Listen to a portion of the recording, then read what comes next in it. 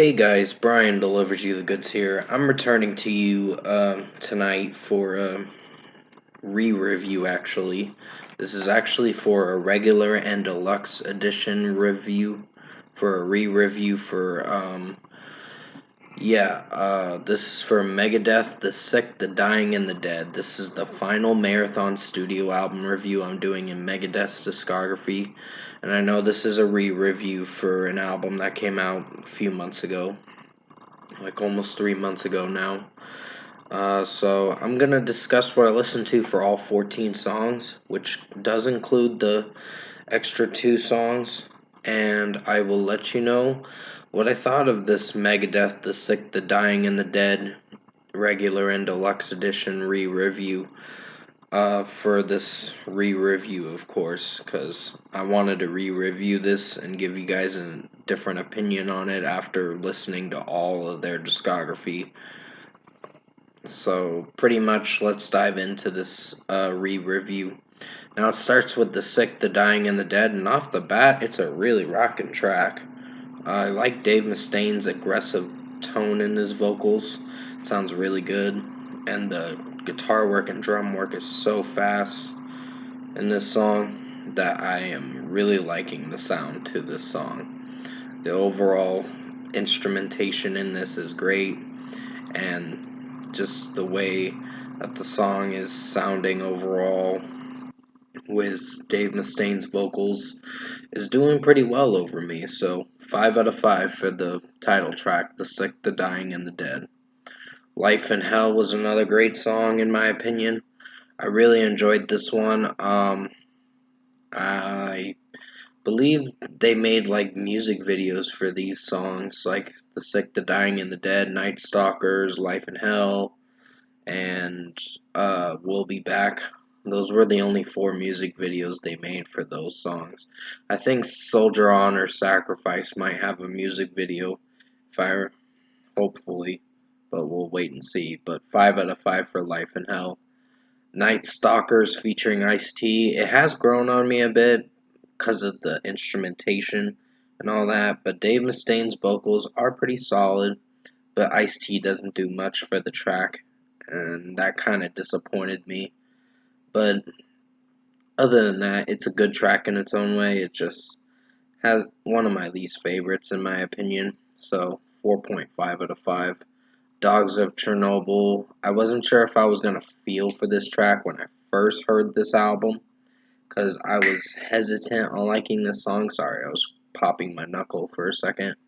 I just needed to, of course, but basically, 5 out of 5 for Dogs of Chernobyl. I did like the second half to the track. It did very well, in my opinion, and Dave Mustaine starts singing a lot faster, and it flows well with the track, in my opinion. So, 5 out of 5. Sacrifice is another track that I really enjoyed. It's a pretty rockin' track for sure. Dave Mustaine's vocals in this track just really could connect with how he was singing the track, and basically just the instrumentation in this is pretty heavy for sure. So it's melodic heavy, I guess you could say. So 5 out of 5. Junkie is not my personal favorite song. It's solid. It's the instrumentation's pretty good. It's just Dave Mustaine singing in it, and some of the lyrics behind it are kind of cringe in my opinion. But hey, this is one of my least favorites, but I like it instrumentally for what it is. So I will bump it up to a 4.5 out of 5. Even though it's not my personal favorite song, I think it's tolerable, I guess you could say. So yeah, 4.5 out of 5 for Junkie. Psychopathy is a pretty strong track in my opinion. It's only a minute and 20 seconds, so you're not in for much of a track. It's like a interlude to the next song, Killing Time. And yeah, 5 out of 5 for Psychopathy. I did like it instrumentally with how it was sounding. Killing Time is a solid track. It's got some cringy moments with Dave Mustaine singing in it some of the time. But other than that, I think it's solid. It's just one of my least favorites. So 4.5 out of 5. Soldier On is a really good song. When I first heard it, I was falling in love with this track because of how the instrumentation sounded in it, and Dave Mustaine's vocals connected well with this track, with how he was delivering his vocal delivery. So, pretty good song. So, 5 out of 5. Celebutante is a pretty strong track. I like the ending to this album. It did pretty well. There was one extra bonus track that wasn't my favorite, but I will get to that in a moment.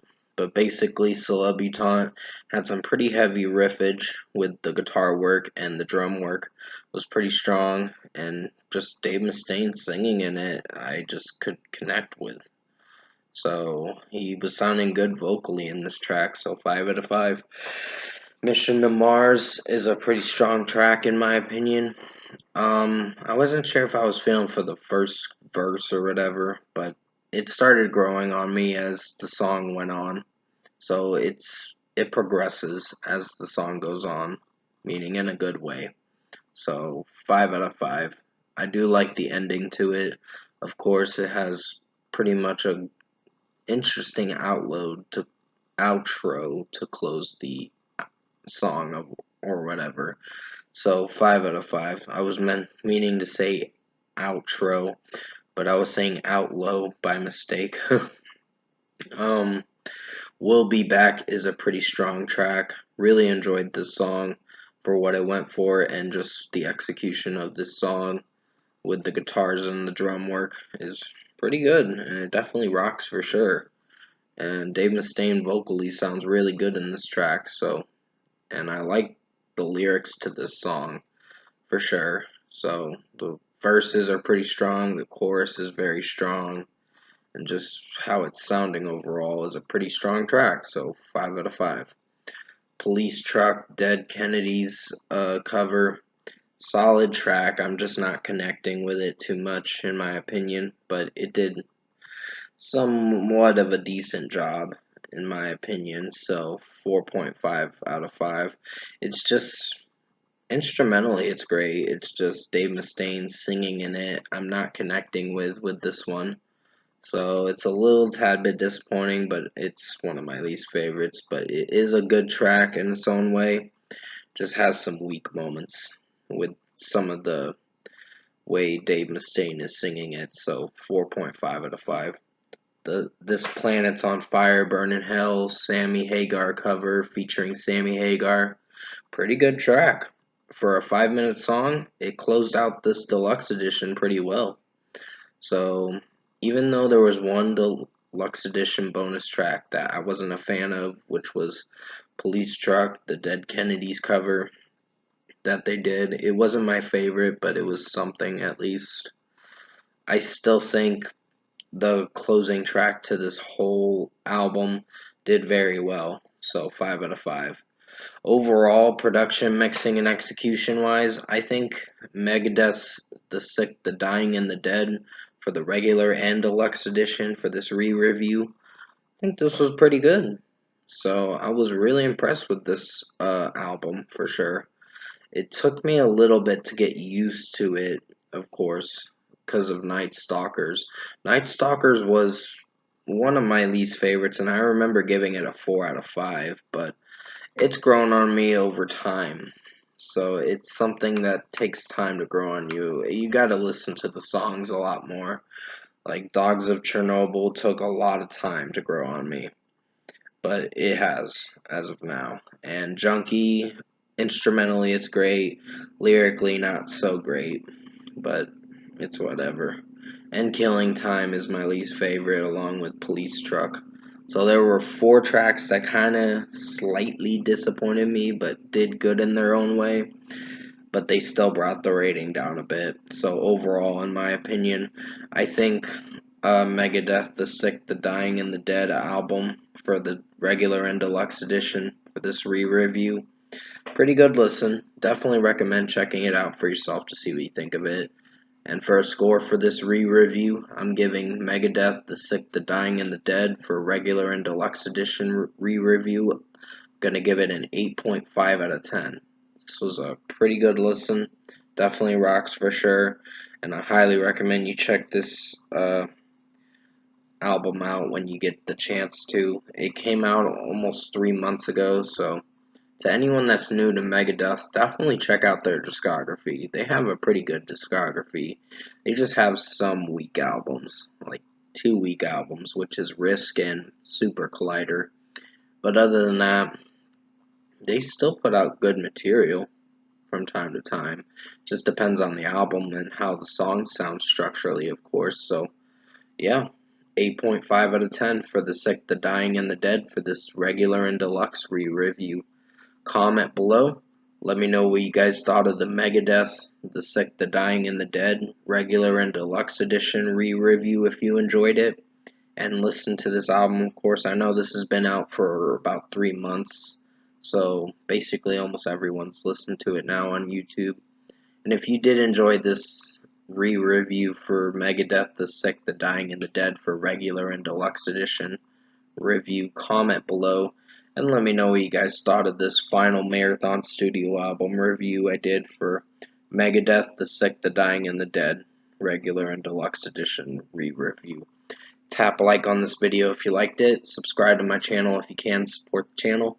I will have another review coming out for the Wednesday show.